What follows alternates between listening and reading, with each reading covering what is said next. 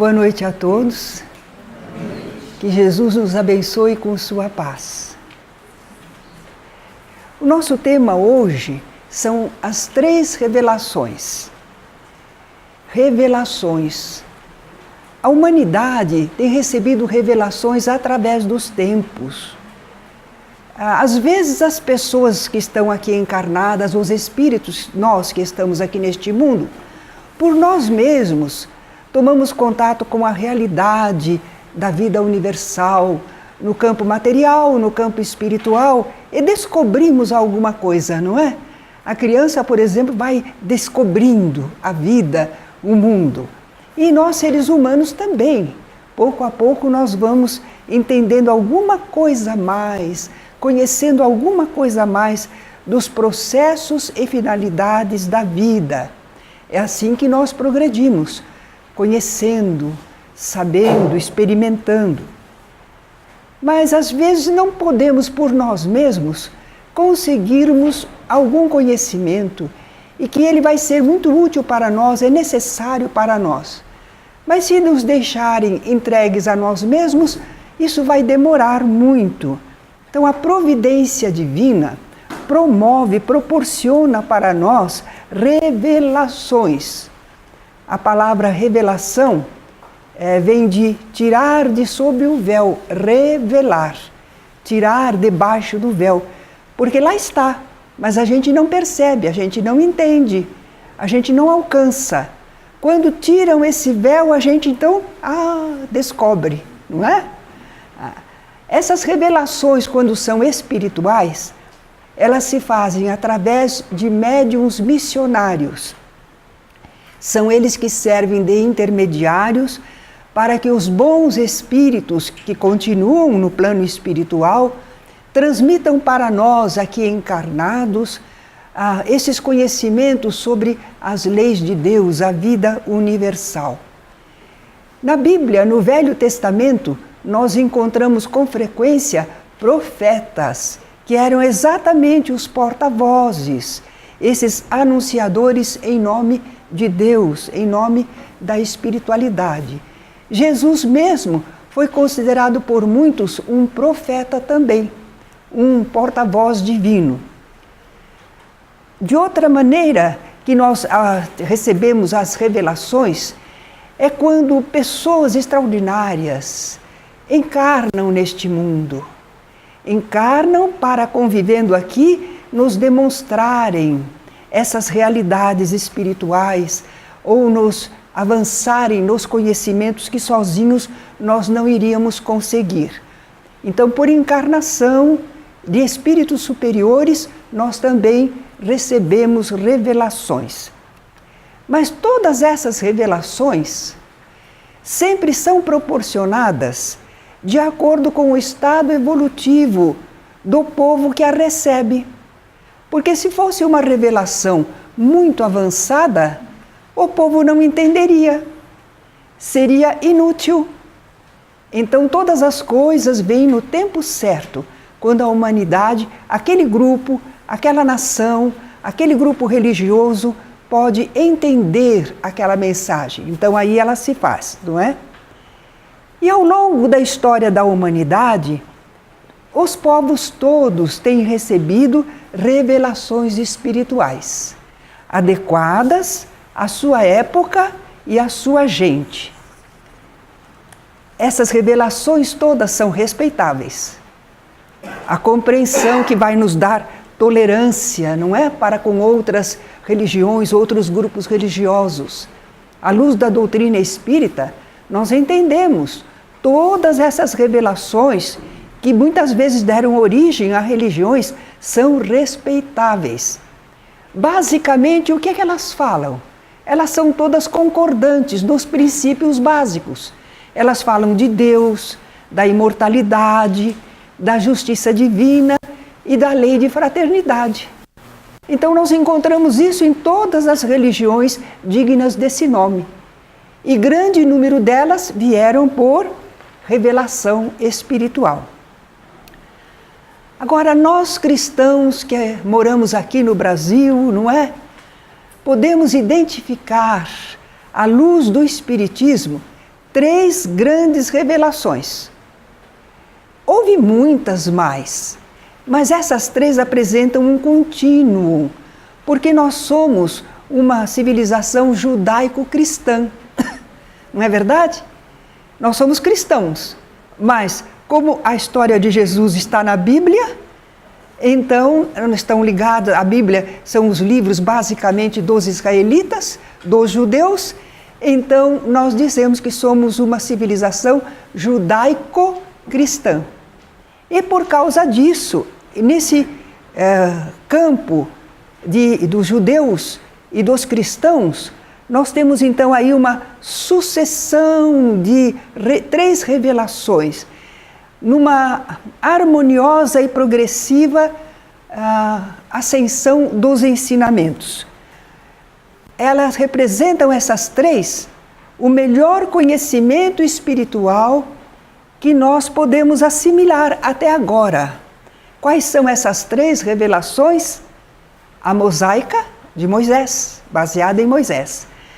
A cristã, em Jesus, o Cristo, e a espírita, a revelação espírita também. Vamos então estudar agora a primeira revelação, relembrar alguma coisa. Ela foi feita aos hebreus. Nós já comentamos que hebreus era o povo, originalmente, chamados depois israelitas, mas que como uma tribo mais importante e remanescente foram os judeus, a gente também fala os judeus.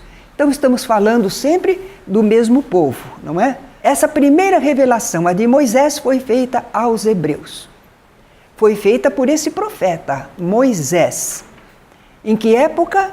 Cerca de 1300 anos antes da era cristã, antes de Cristo. Mas a humanidade nessa época, e naquela região onde ela foi ministrada, para esse povo, esse pequeno grupo especialmente, eles já haviam atingido uma evolução mental, capaz de pensar sobre o universo como um processo total, de maneira global, vendo o mundo como um todo. Por isso, nessa revelação de Moisés, nós vamos destacar a ideia de um Deus único, porque os outros povos eram politeístas, adoravam muitos deuses. Eles não tinham essa noção do universo como um todo. Havia Deus que controlava isto, Deus que controlava aquilo outro, o universo era repartidinho. Mas agora a humanidade avançou um pouco, está preparada para receber a revelação, o ensinamento de que há um só Deus, que o mundo é um só, né?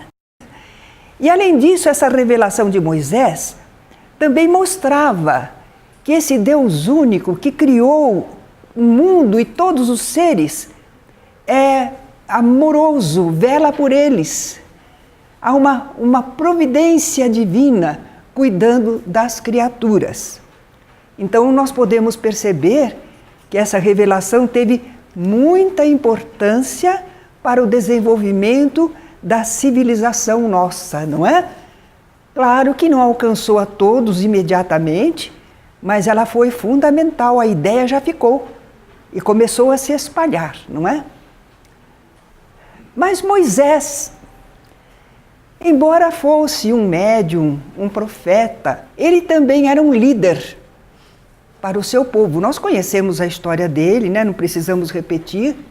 Ele passou a liderar os israelitas que conseguiram sair do que eles consideravam escravidão no Egito. E ele queria muito organizar esse povo. Ele era o líder para esse povo. E quando ele assumiu essa liderança, havia abusos e uma série de desregramentos naquele povo, porque eles ficaram dominados, perderam um pouco da sua identidade, apesar de terem a revelação, o conhecimento através do anúncio que foi feito a Abrão, de que eles eram um povo escolhido, apesar de eles saberem que eles iam ter uma terra para habitar, a verdade é que eles se sentiam dominados e como que escravizados, não é? Então eles se deixaram permear por outras culturas, outras práticas. E Moisés queria corrigir tudo isto como um líder do seu povo. Então ele estabeleceu leis morais, políticas, civis, até preceitos de higiene. Os profetas hebreus que vieram sucedendo a Moisés, de certa forma eles também ajudaram a entender, corrigir e fixar os ensinamentos espirituais da revelação mosaica. Mas nós centralizamos mesmo em Moisés, não é? Ele que abriu este conhecimento para o mundo, recebendo do alto. Então, como ele era um líder também do seu povo e não somente um médium, nós não podemos encarar todo o sistema que ele esboçou e também ligar aos profetas do Velho Testamento como se fosse uma verdade incontestável, como se aquilo fosse a verdade divina que veio do alto, a verdade eterna, porque eles misturaram, estão percebendo? De um lado, eles receberam as informações, mas eles também trabalharam com o povo e sentiram necessidade de orientação política, de orientação de higiene, de oração administrativa, de orientação administrativa. Então, por isso que eles mesclaram, eles não foram só porta-vozes de coisas espirituais. Eles também tiveram influência na organização do povo, especialmente Moisés, não é? Então, na revelação, através de Moisés, nós vamos separar uma parte divina, uma parte que é imutável, é eterna, está lá, na revelação, através de Moisés. Mas há uma parte humana. Essa, como é humana, tudo que é humano é imperfeito, não é? É transitório, é de acordo com o que a pessoa está ainda sentindo e vivendo, mas ela vai evoluir, ela vai progredir, ela vai mudar. Então, essa parte humana, recebida através de Moisés, com o tempo ela pode ser modificada. Vejamos a lei civil ou disciplinar que Moisés estatuiu. As leis civis neste mundo, elas variam de acordo com os costumes e o caráter de cada povo. Cada roca com seu fuso, cada povo com seu uso. Havia um ditado antigo, né? Quer dizer, em Roma como os romanos. Cada povo tem seus usos, seus costumes, né? De acordo com o seu caráter. Claro que isso modifica com o tempo. Então, as leis civis de Moisés eram para orientar a vida da comunidade hebraica. Aquele povo não tinha ainda hábitos de higiene. Moisés foi criado no Egito, no palácio do faraó. Tinha certos conhecimentos científicos, inclusive científicos para a época, não é? Então ele tinha costumes melhores, sabia como fazer as coisas, mas o povo não. O povo era como aquele pessoal lá do interior, que não tem esgoto, não tem nada, não é? Então, ele incutiu hábitos de higiene no povo. Ele também queria que o povo não misturasse mais os seus costumes de hebreus, de israelitas, com os dos povos bárbaros, com os dos povos politeístas, que adoravam deuses, faziam sacrifícios humanos ou de animais, não é? Algumas leis de Moisés, mesmo essas, para disciplinar o povo, eram boas. Mas algumas outras dele não eram boas, não. Ele era um homem que viveu 1.300 anos antes de Jesus, 3.300 anos antes, né, de nós. Imagine, realmente ele não tinha toda essa visão que temos hoje. Como médium, como profeta, a incumbência dele era guiar o povo de Israel à terra prometida. Essa era a tarefa dele. Aliás, ele não conseguiu entrar na terra prometida, mas levou o povo até lá.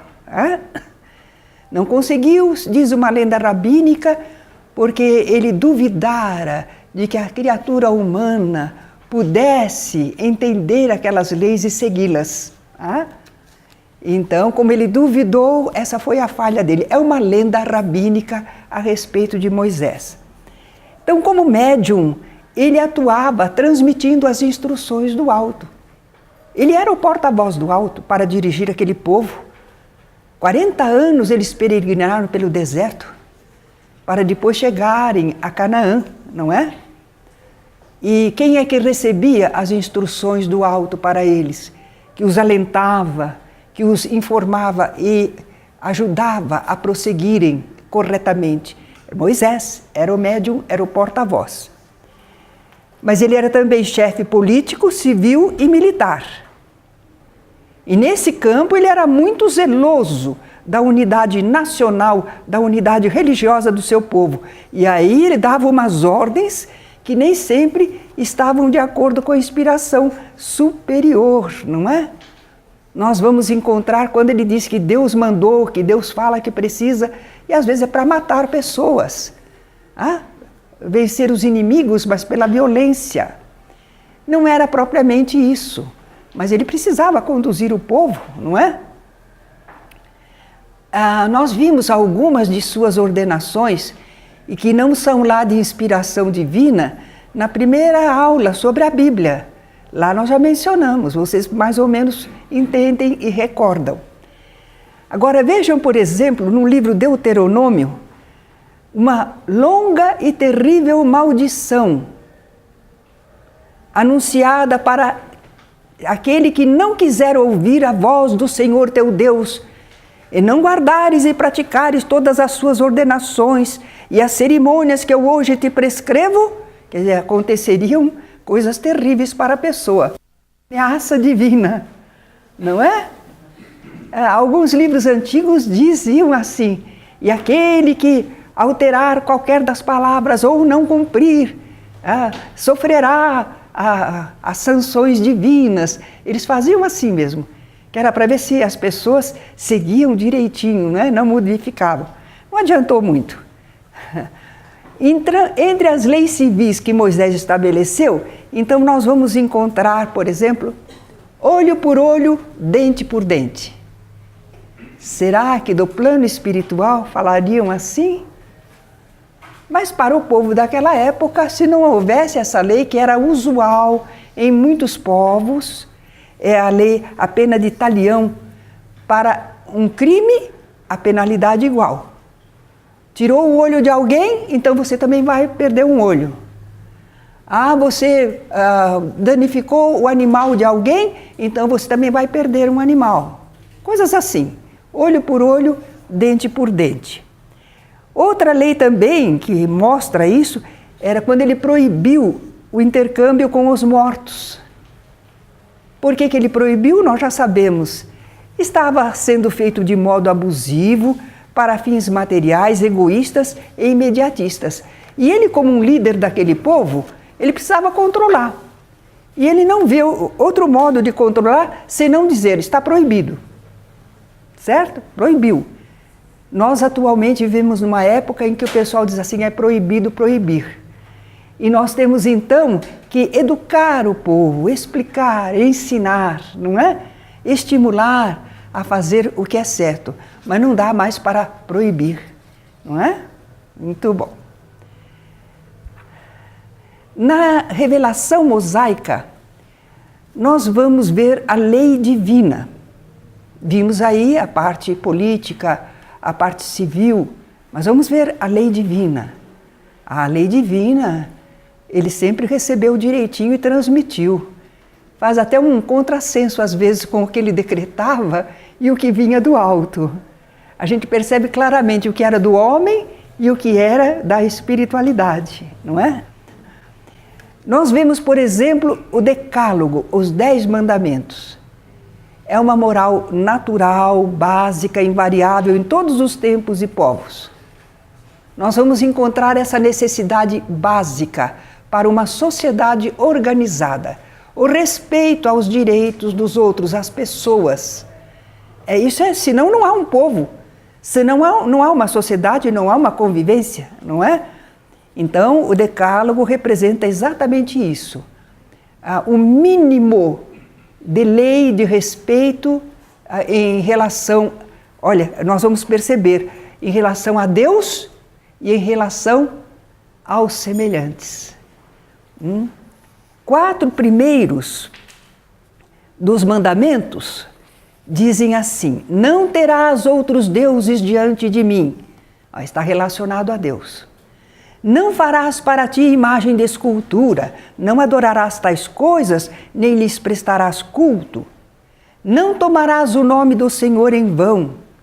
Lembra-te de santificar o dia de sábado, todos em relação a Deus.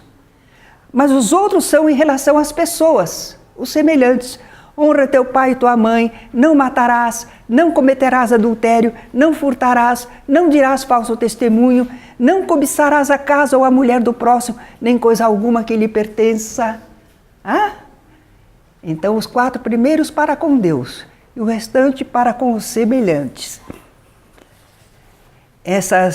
Esses 10 mandamentos nós encontramos em Êxodo, em Deuteronômio. Já verificamos quando fizemos a aula como procurar passagens na Bíblia, né? Lembram?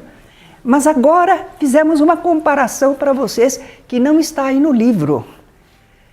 Nós comparamos com o grande catecismo católico do padre José de Arbes. Como é que a gente escuta hoje? Não é crítica, é para conhecimento. Não terás outros deuses diante de mim, diz o Decálogo.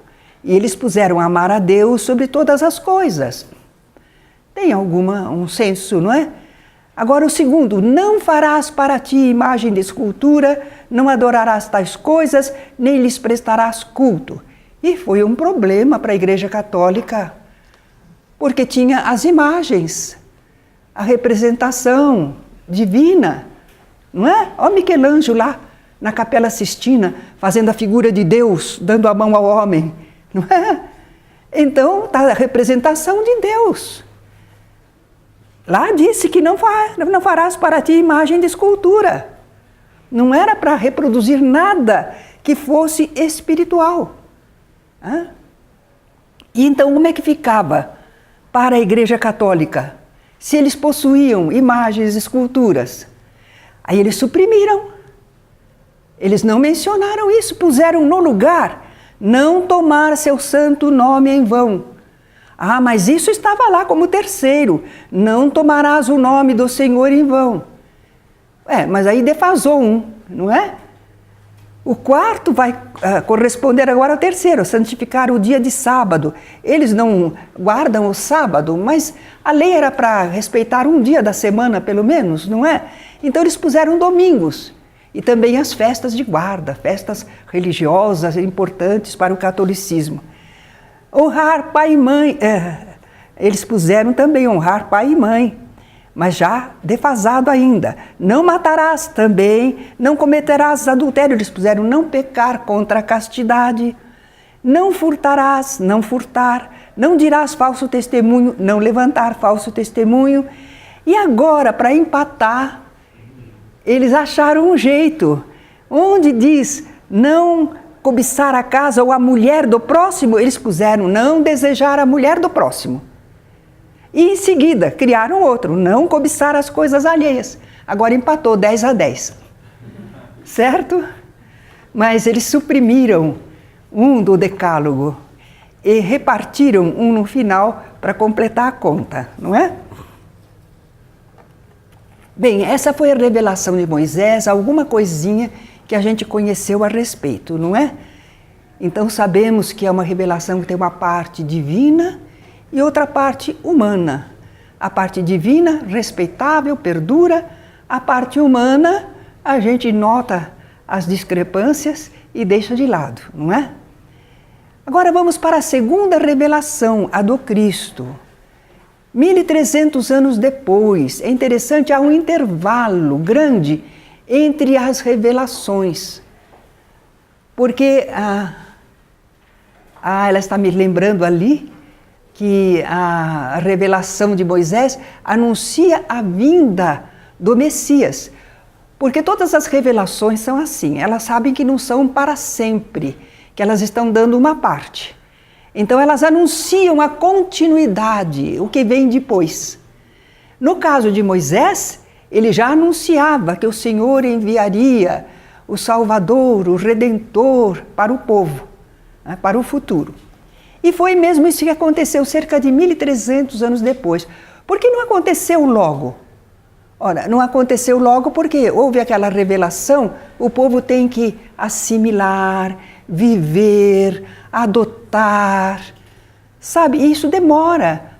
O nosso espiritismo, por exemplo, tem 150 anos, mas olha, está demorando para o povo assimilar, não é? Fica ainda em grupos. Então, é um período maior para que ela se difunda entre o povo. São ideias, são vivências a serem assimiladas. E isso não é um processo rápido. Então, 1.300 anos depois, o povo hebreu tinha vivido todo esse tempo, agora sob a orientação das leis de Moisés, se disciplinando nos costumes, para não haver promiscuidade em relação ao Senhor, para não acompanhar aqueles politeístas, idólatras. Então, devagarinho, isso foi purificando o entendimento daquele povo. É por isso que nele Jesus vai nascer, porque ali há um preparo melhor das almas para entenderem a continuidade da mensagem. Como é que Jesus podia vir num povo idólatra? Eles não iriam entender. Mesmo os israelitas ainda tiveram alguma dificuldade, porque sempre a revelação ela vem dar um passo adiante. E nem todo o povo está pronto para receber, mas a maioria está em condições de entender e aceitar se quiser. Não é? Então foi assim a segunda revelação, a do Cristo. Fora predito que o Messias viria, né? Jesus, o Cristo, para trazer novos ensinamentos espirituais. E chegou Jesus, o Mestre. Quando ele estava com cerca de 30 anos, ele começa a sua tarefa. Começa a pregar, a falar sobre as coisas divinas, sobre as coisas espirituais. E ele faz a relação com a revelação de Moisés, mas nós vamos ver que ele faz modificações. Mas ele ensinava como quem tinha autoridade e não como os escribas. Eu fiquei pensando e entendi assim. Eu, por exemplo, quando faço as palestras, eu cito assim, como diz Kardec no livro tal, como falaram os espíritos através do Chico Xavier, nós fazemos citação dos autores. Nós nos fundamentamos em criaturas que deixaram o ensinamento, não é? E o pessoal israelita estava acostumado assim também. Eles citavam Moisés, porque não sei o quê, porque no livro tal, porque eles citavam as pessoas que falavam da religião. Quando Jesus chegou, ele normalmente falava as verdades que ele tinha a dizer, os ensinamentos, conclamava o povo a novas atitudes, e ele não se baseava em nada nem em ninguém. Ele citava sim Moisés, citava os livros anteriores quando era para comparar, modificar alguma coisa. No Sermão do Monte ele proclamou dessa maneira, ouvistes que foi dito. Como é que eles ouviram que foi dito? Através do profeta, Moisés e outros profetas. Ele fez menção aos ensinos antigos. Eu, porém, vos digo, quer dizer que ele dizia alguma coisa nova, diferente. E por isso, para alguns, Jesus estava contrariando as leis divinas. Porque para eles as leis divinas tinham sido reveladas por Moisés e os profetas. Aquilo era a lei divina. Jesus esclareceu. Não penseis que vim revogar a lei ou os profetas. Não vim para revogar, vim para cumprir. Ele não derrogou a parte divina, a lei moral, que já estava na revelação anterior. Não, isso ele confirmou. Uma revelação verdadeira não anula os princípios básicos que as anteriores ministraram. Um professor, quando vem dar uma aula de matemática, ele não vai desfazer quem ensinou aritmética. Ele vai confirmar a aritmética, mas ele vai avançar para a matemática, não é? Então, assim também nas revelações. Não, as verdades ficam reafirmadas. Então, Jesus não veio para destruir a lei, não. Modificar os profetas no que tinha de fundamental e verdadeiro. Né? Mas a parte humana, certos acréscimos de incompreensão, Jesus aí tinha que enfrentar, reformar, revogar, combater. Mas era para que a lei fosse entendida, sim, na sua realidade, e não nos erros que o pessoal estava fazendo. Né? Então, para dar verdadeiro cumprimento às leis divinas, Jesus teve de fazer algumas coisas. Por exemplo, descomplicar o ensino da lei. Por quê? Era difícil para o povo saber se estava certo ou se estava errado. Havia muitas prescrições. Não era só um livro que lesse 10 mandamentos e pronto. Não, não. Porque eles tinham, quando estava puro, quando estava impuro, como devia fazer para chegar em casa, como devia fazer se a mulher estivesse nas suas regras mensais. Era observado por leis, prescrições. E eles ficavam meio atordoados, eles não sabiam. Tanto assim que eles perguntavam a uns homens que eram letrados, não eram sacerdotes, mas eram entendidos nas leis, os doutores da lei. Os escribas, eles perguntavam como é que deviam agir, não é? De tão difícil que era, por serem numerosíssimas as prescrições para aquele povo, para estarem de acordo com a lei de Deus. Né? Então Jesus, o que fez? Para que o povo não ficasse assim atônito, preocupado, que aquilo não era assim importante, Jesus relembrou o essencial da lei divina e resumiu: amar a Deus sobre todas as coisas e ao próximo como a si mesmo. Eu pensava que Jesus é que tinha falado isso, gente no Velho Testamento já tinha. Jesus aproveitou da própria lei que eles já conheciam e tirou o essencial. Se vocês fizerem isso, amarem a Deus acima de tudo e ao próximo como a vocês mesmos, vocês estão cumprindo a lei. Descomplicou. Ele também teve que modificar o que estava, o modo como estava apresentada a lei no Decálogo. Não faça isso, não faça. Ele mudou. Ele deu um tom assim realizador, positivo. Faça tudo quanto quereis que os homens vos façam, fazei-o vós a eles. Certo? Foi uma grande mudança, não é? Não é proibitivo, é estimulador ao bem. Ele teve que retirar os acréscimos que a má-fé ou a ignorância tinham colocado. Então ele citava que isso eram doutrinas que são preceitos de homens. Nós não falamos isso? Que o pessoal criou certas ideias, inferno eterno, uma série de coisas. Ora, isso não é de Deus. São ideias de homens, doutrinas que são preceitos de homens. E Jesus disse: toda planta que meu Pai Celestial não plantou será arrancada. Tudo aquilo que não é verdadeiro, não tem fundamento em Deus, na vontade divina, que é sábia e amorosa, isso vai ter que cair por terra. Não vai poder perdurar para sempre. Vigora por algum tempo. Mas sempre as pessoas estão evoluindo, se desenvolvendo, chega uma hora que eles dizem: não, isso não pode ser. Não é? Não está de acordo com Deus, com a sabedoria, com o amor. Né? Ele teve que corrigir más interpretações de alguns dos ensinos, para que ficasse o verdadeiro sentido e não aquilo que eles tinham feito, por entender mal ou alguns mal intencionados, né? É aquele assunto do sábado, não é? Por que foi instituído o sábado?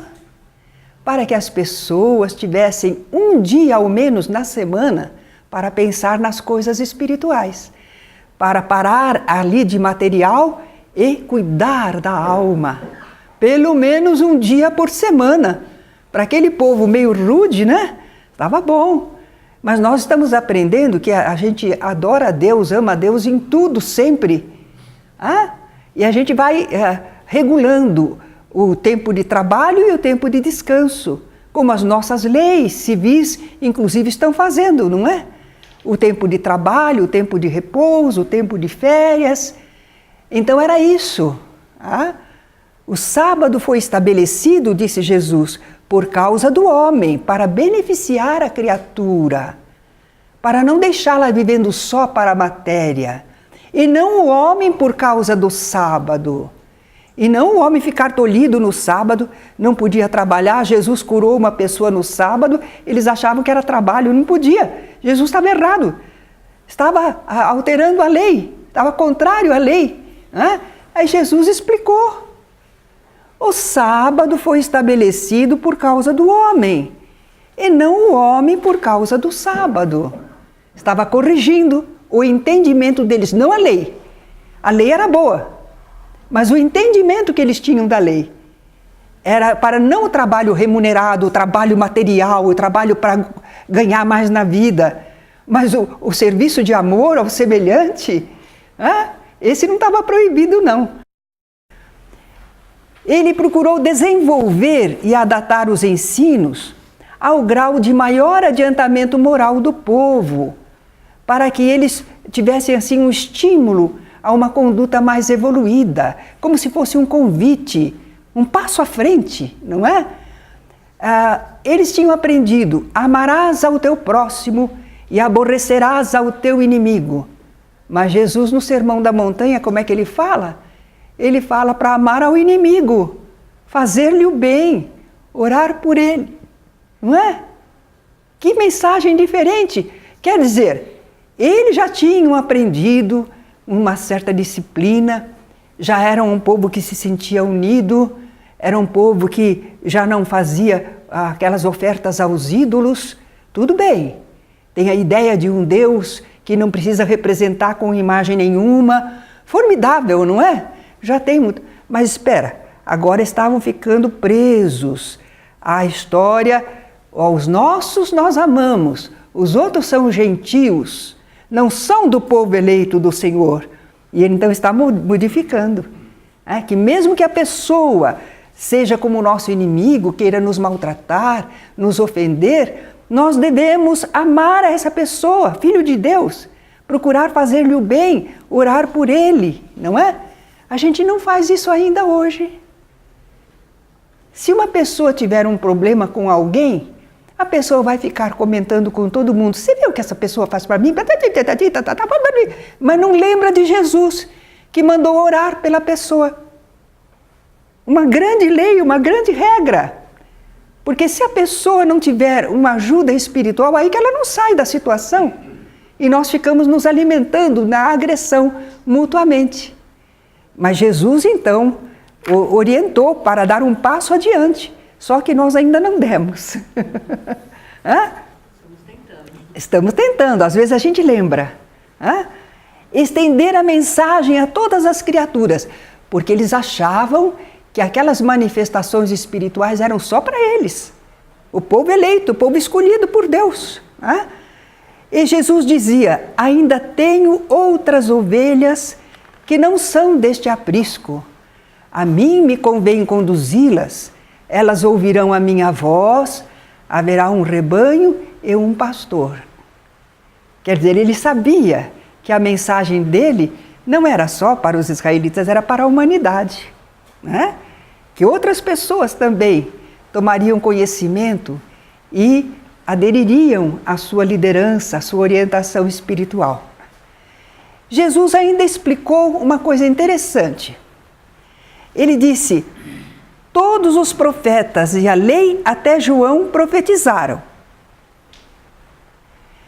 Desde os dias de João Batista até agora, o reino dos céus é tomado por esforço, e os que se esforçam se apoderam dele.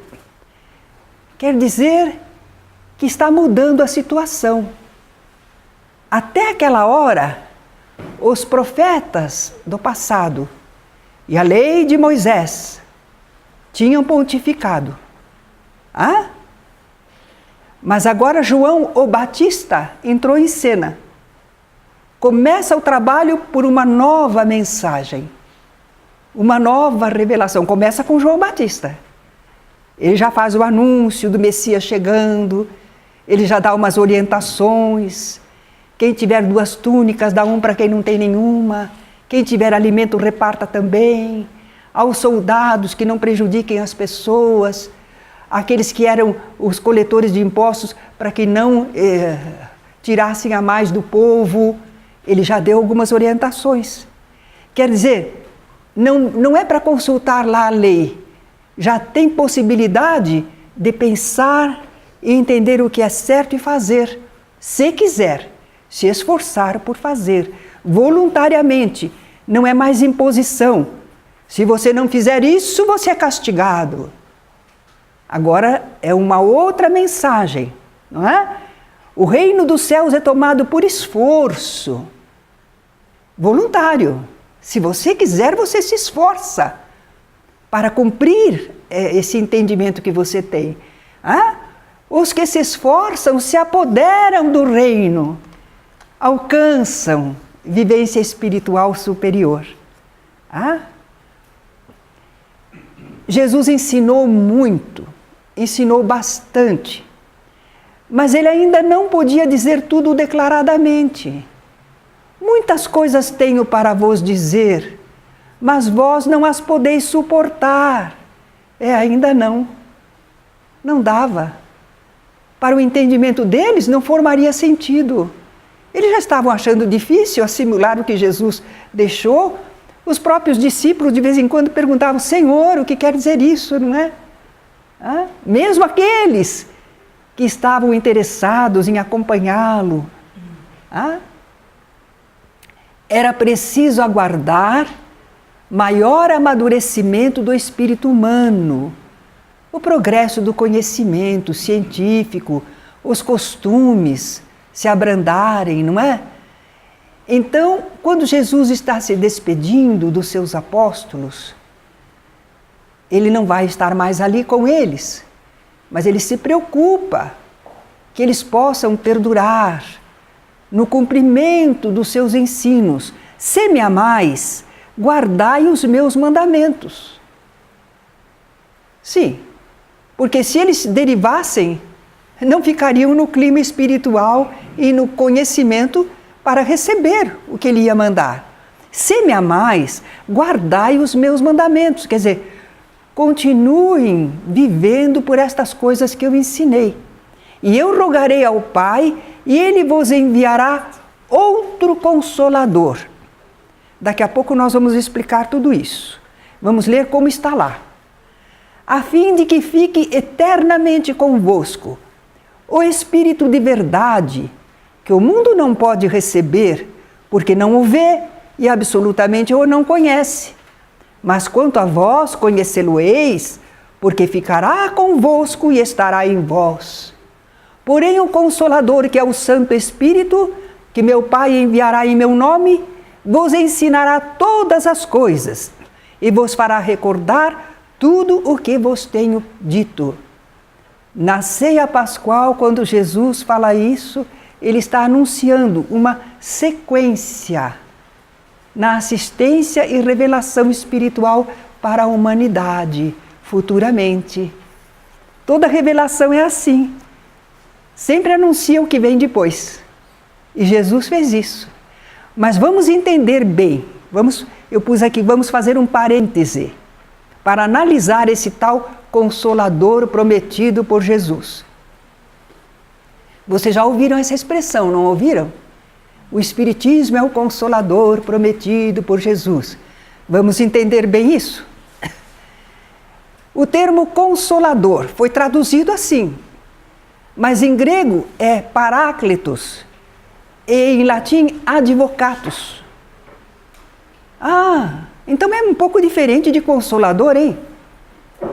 Advocatus, chamado para junto de, na direção de. Por que o advogado é chamado para junto de alguém. Quando a gente precisa de advogado, a gente chama ele. Para quê? O que ele vai fazer junto a nós? Qual é a tarefa dele? Ele assiste, assessora, instrui como falar e agir. Ele nos acompanha e defende. Certo? Essa é a função. Então esse tal consolador não é para consolar, vem cá que eu te consolo, tadinho, sofreu tanto. Não é isso. Não é esse o sentido do consolador. É o sentido de alguém que ensina, assessora, instrui, acompanha, defende. Jesus foi assim com os discípulos dele. Certa vez o pessoal acusou, que os discípulos dele tinham comido espiga. Era dia de sábado, não podia colher espiga, era trabalho.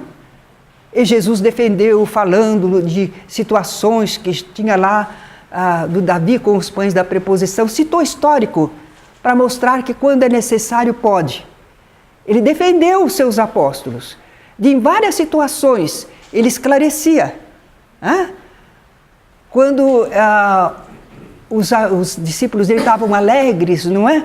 O pessoal disse, por que eles estão festejando dessa maneira, Disse, vai chegar o dia que eles vão chorar, quando lhes for retirado o mestre.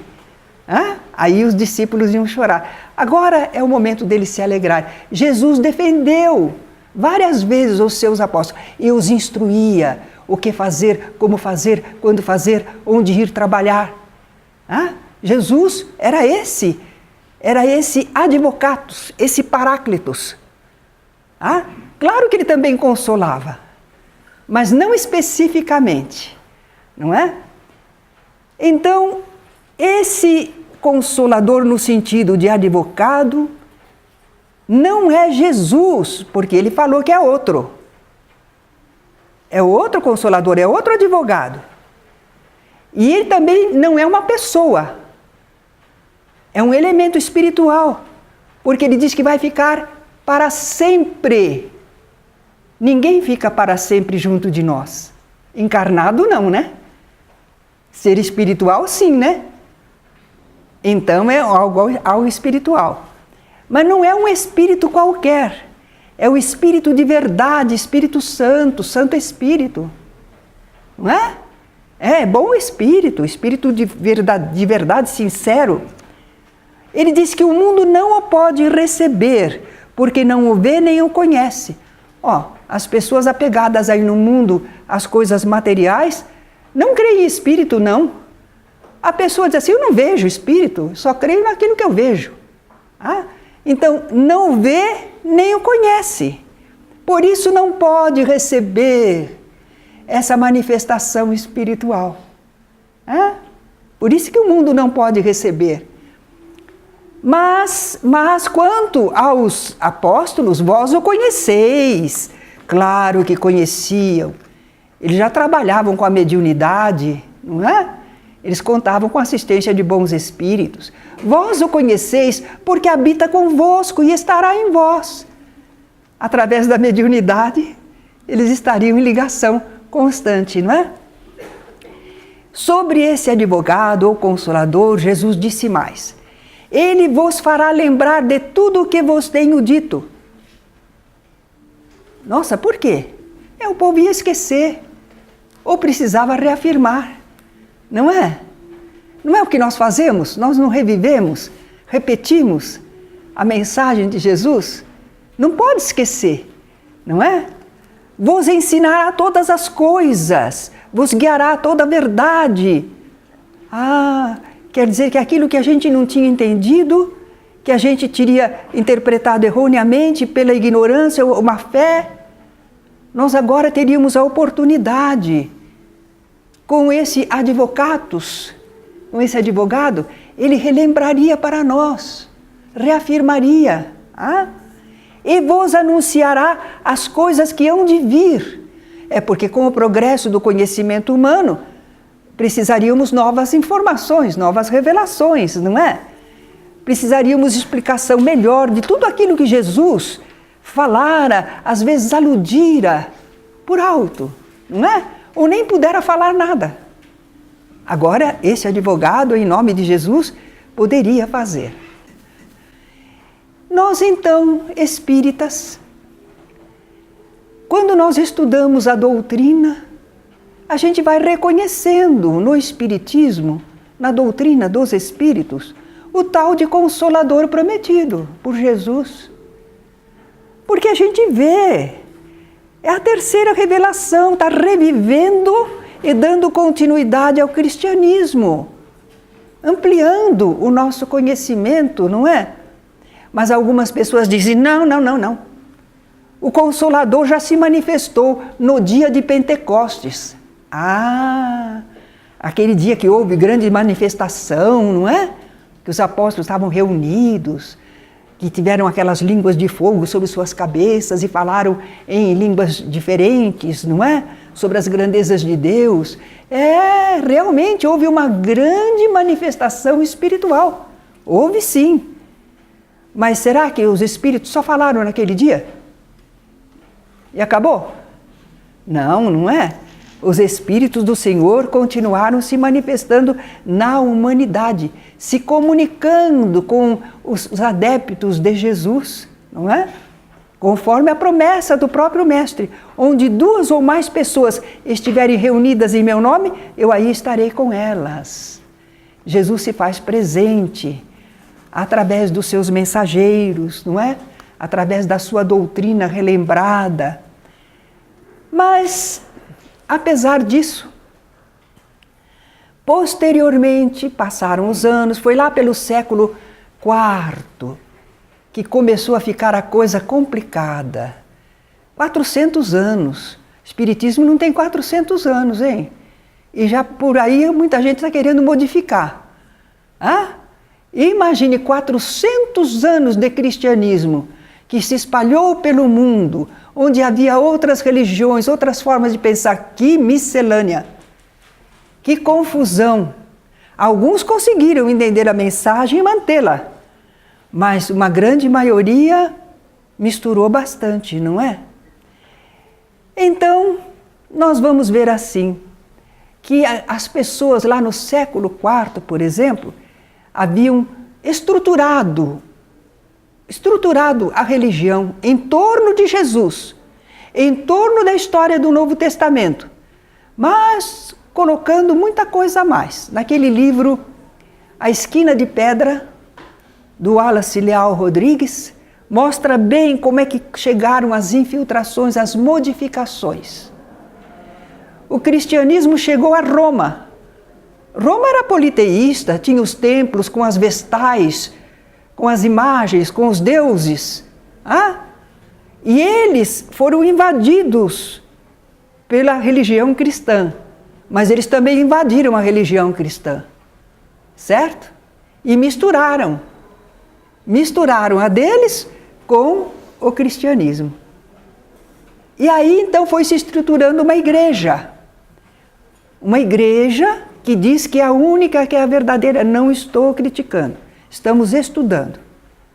Porque muitos de nós fomos da Igreja Católica, não só nesta vida, em vidas anteriores. E falamos em nome da igreja e fizemos as coisas em nome da igreja, e agora a gente está tendo oportunidade às vezes de corrigir. Então não estamos contra ninguém. Estamos falando do que é certo, do que é errado, para ver se entendemos o que aconteceu com o cristianismo. A mensagem do Cristo, que não tinha pompa, que não tinha vestes especiais, que não tinha altares, que não tinha imagens, que não tinha dízimo a cobrar de ninguém, de graça recebeste, de graça dai, está completamente alterada. Dentro, felizmente, louvado seja Deus, continuou o Evangelho, que o pessoal cita, relembra, mas não vive. Porque se vivesse, não faziam dessa maneira. Mas como somos nós mesmos, a humanidade, que estávamos lá atrás, semeando erros, não estamos criticando ninguém, estamos falando de nós mesmos, certo? De nós, a humanidade. Então, esses pessoal dos agrupamentos cristãos começaram a pensar diferente, a modificar as coisas. Por exemplo, O intercâmbio mediúnico, a gente lê nas cartas do apóstolo Paulo, entre todos eles, que eles se comunicavam com os espíritos. Jesus ensinou isso. A primeira epístola de Paulo aos Coríntios, capítulo 12 a 14, é um mini livro dos médiuns. Mas o pessoal faz de conta que não sabe, não é? Então, eles praticavam o intercâmbio mediúnico. Mas, pelo século IV, eles começaram a dizer que não, está proibido. Eles foram no Velho Testamento, antes de Jesus, lá em Moisés, para encontrar essa proibição. Porque se os espíritos falam, quem é que pode dominar um grupo? Os espíritos se comunicam em toda parte, os espíritos do Senhor. Não é? Ninguém segura. Não é?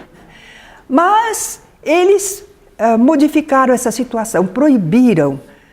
Então não havia mais ambiente para que o Consolador se manifestasse, para que o advogado falasse. Estava fechado, certo? Não pode, não pode, isso é pecado, está proibido. Então, em meados, os Espíritos do Senhor aguardaram bastante, deram tempo ao tempo. Mas lá no século XIX, os Espíritos do Senhor, isso a gente vai citar o que está no prefácio do Evangelho segundo o Espiritismo. Os Espíritos do Senhor, que são as virtudes dos céus, qual imenso exército que se movimenta ao receber as ordens do seu comando, espalham-se por toda a superfície da terra, conclamando as pessoas, não é? Para se unirem, para amarem a Deus e ao próximo. Então eles produziram muitos fenômenos, os espíritos, e prodigalizaram ensinamentos. E aí Kardec, convivendo naquela época aqui no mundo, não é? Certamente um missionário do Senhor, ele presenciou, estudou, entendeu e ele codificou aqueles ensinos em ordem bem didática e publicou os livros, não é? Agora nós temos realmente essa revelação dos espíritos superiores na codificação de Allan Kardec e sabemos da existência e natureza do mundo espiritual, como é que ele se relaciona com o mundo corpóreo, sem nada de maravilhoso ou sobrenatural. Nós sabemos quem somos, de onde viemos, porque estamos na Terra e para onde iremos. E o Espiritismo, a palavra antiga ainda perdura, né? O Consolador prometido, ele não vem destruir a lei divina. Não, não. Aquilo que foi revelado por Moisés, que tem fundamento, pelos profetas e que Jesus ensinou, melhorou, nós não está destruindo nada, não. Está reafirmando, não é? Os princípios básicos. Então o Espiritismo não contraria, não destrói a lei divina já revelada por Moisés, por Jesus. Pelo contrário, ele recorda tudo isso, mas ele expurga, ele tira fora os acréscimos indevidos. Ele corrige a má interpretação, penas eternas, proibição do intercâmbio e coisas assim. Ele desenvolve o conhecimento espiritual, completa e explica, fala de perispírito, reencarnação, lei de causa e efeito, evolução. Sobre esse Consolador, esse advogado, Jesus disse, ele me glorificará, porque há de receber do que é meu e vou-lo há de anunciar. E realmente o Espiritismo recebe de Jesus a verdade que ele já deixara na terra, e mais aquilo que ele não pudera dizer antes, mas que do mais alto agora ele envia através dos seus mensageiros, não é? Na continuidade. O Espiritismo recebe de Jesus e anuncia a todas as criaturas.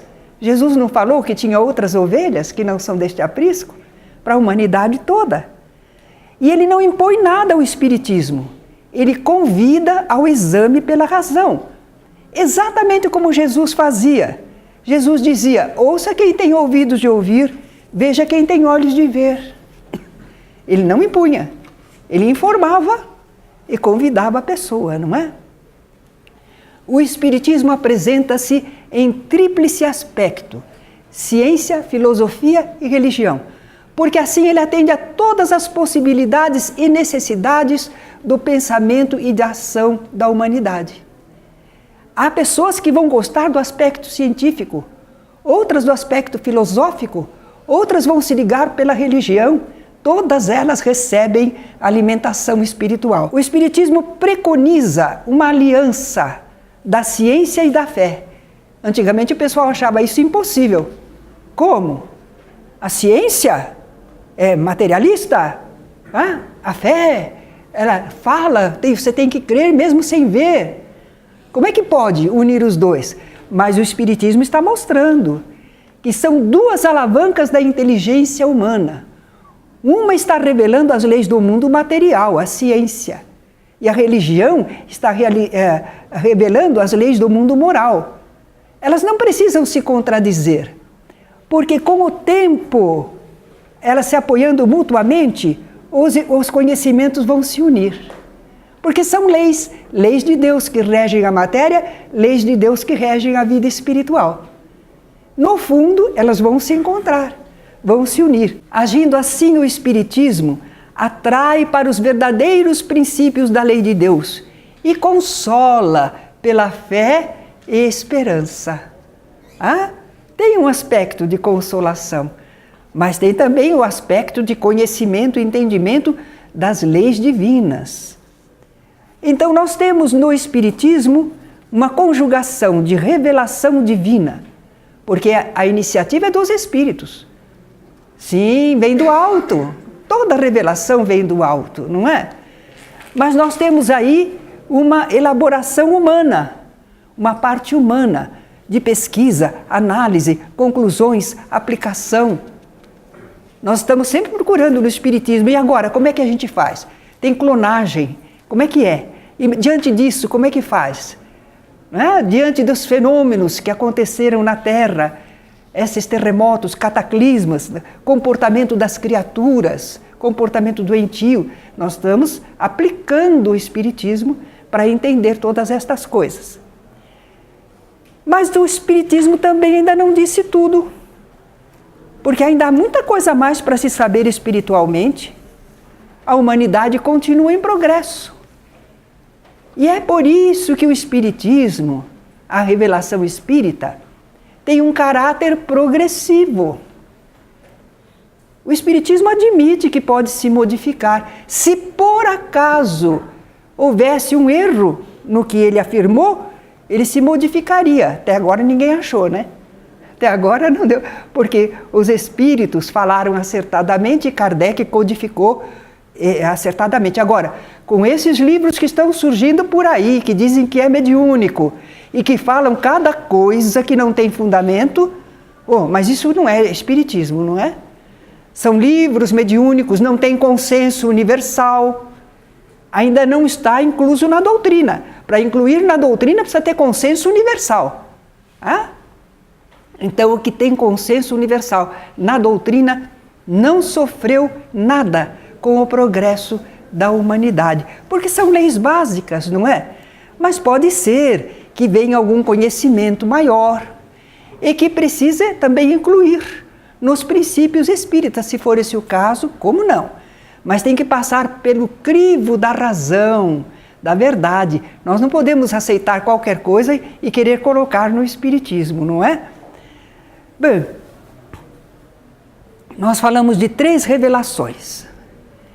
Vamos falar do caráter principal de cada uma. Se a gente olha a revelação de Moisés, a revelação mosaica, o que é que nós encontramos ali que ressalta a ideia de justiça? Justiça. Até o olho por olho, dente por dente, no fundo eles querem justiça. Se você faz isso, não está justo diante de Deus. O homem justo diante de Deus cumpre as leis. Então, justiça. Eles querem ver se equilibra o mundo, se reina a justiça. Mas nós vemos que a segunda religião, a revelação, a do Cristo, qual é a característica? É o amor. Volta e meia é o amor. Amai-vos uns aos outros, não é? Como eu vos amei. Sempre o amor, a caridade, a tolerância, o perdão, tudo em torno do amor. E no Espiritismo, qual é a característica? Verdade. Mas uma verdade consoladora. Não uma verdade que deprime, não uma verdade que acusa, uma verdade que consola, que dá esperança, que diz, você errou, mas você vai consertar o que você fez, não está tudo perdido não. Nós todos somos filhos de Deus, todos temos valores, quer dizer, dá muita esperança, muito consolo. Ninguém, à luz da doutrina espírita, está condenado. Não existe condenação. Existe justiça divina, mas existe muito amor também. A primeira revelação pode ser personificada em Moisés. A gente fala revelação de Moisés, revelação mosaica. A segunda, em Jesus Cristo, não é? É o cristianismo. A terceira revelação, porém, não está centralizada em pessoa. Como não? Allan Kardec. Allan Kardec só colocou em ordem os ensinamentos. Em ordem didática, em facilidade de compreensão. Mas ele não criou as ideias. As ideias foram dos espíritos. Então não tem como personalizar. Recebeu dos espíritos, ele somente codificou. Um trabalho grandioso, difícil, e que Kardec executou com extrema dedicação, muita eficiência e fidelidade. Mas nós não podemos dizer, como às vezes é costume ainda, a gente fala a doutrina de Kardec. Não. É um erro nosso. Porque a doutrina é dos espíritos. Kardec é o codificador. Ele demorou para aceitar a reencarnação que os espíritos falavam. Ele precisou fazer perguntas e perguntas e perguntas para saber o que é isso. Então a doutrina não é dele. A doutrina é dos espíritos, não é? Nós estamos então aprendendo a sequência das revelações. A misericórdia de Deus que permite que periodicamente, conforme a maturidade de um povo, a maturidade da humanidade, venham novas informações espirituais, para que tenhamos sempre orientação de como vamos continuar a nossa marcha. Eu trouxe uma música para nós cantarmos.